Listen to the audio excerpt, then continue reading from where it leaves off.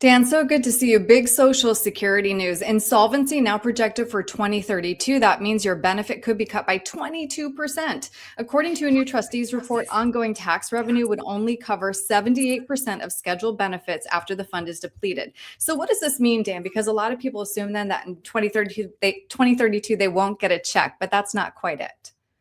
That's not quite it, Erin. And they will get a check. There is a chance that that check could be reduced under the current trust fund and the current state of Social Security. And so we need to plan for that. We need to be aware of it, have a plan for it, and not rely as heavily at all on Social Security.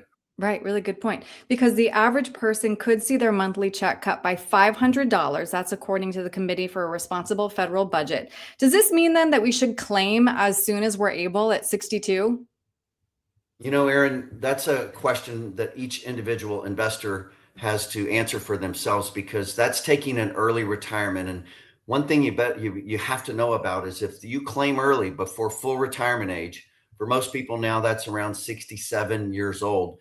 If you claim early, you retire, you claim your Social Security benefit, and then you start working on the side, you could get a haircut. You could get a reduction, a diminution of your Social Security benefit that could be substantial because the law says for after you make $24,000, for every $2 over $24,000, you're going to get a $1 reduction in your Social Security benefit.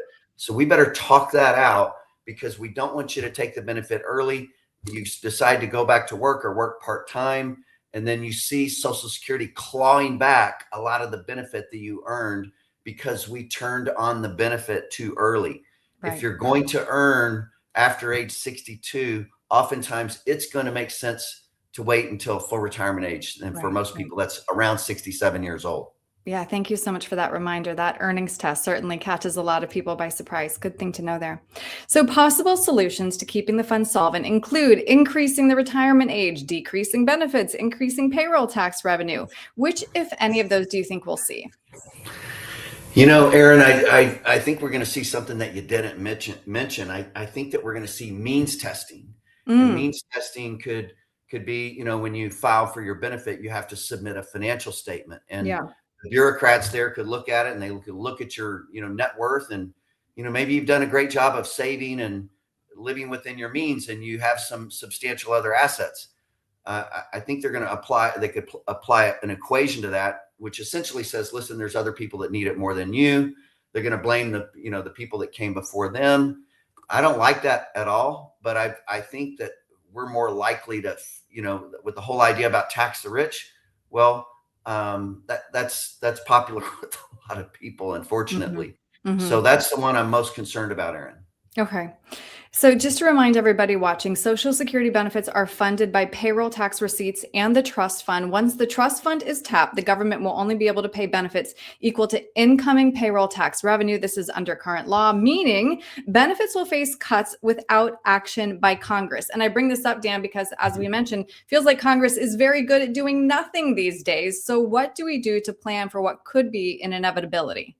Well, I'd say, you know what, you need to vote for the people that you believe in, because Congress is going to have to act on this. And I believe that they will, Erin. And so, but with all the unknowns and all the questions, it brings us to the point of, okay, what can we do now? Well, how can we put ourselves in a better position?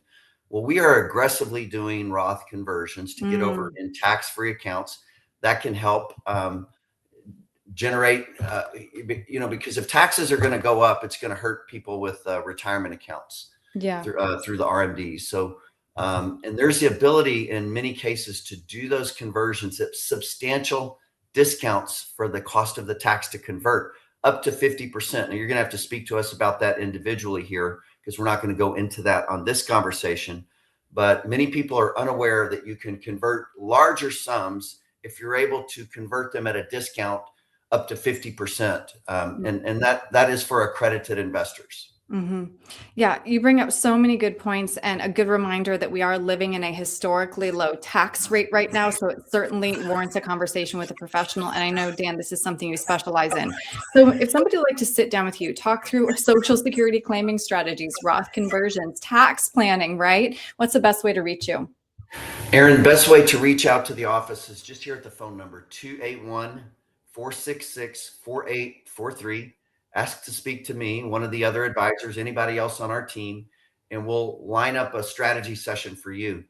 This is really a financial planning question, and it's looking down the road a little bit and asking what could we do now to insulate or protect ourselves from risk in the future. Generally, that's going to involve creating multiple streams of income. Right. As you said earlier, the less we can be dependent or reliant upon Social Security to fund our retirement, the better. Yeah, exactly. Because then we won't feel stressed when we hear these scary headlines anymore. Really good point. Dan, thank you so much for your time today. I appreciate it. Thank you, Erin. Nice talking to you.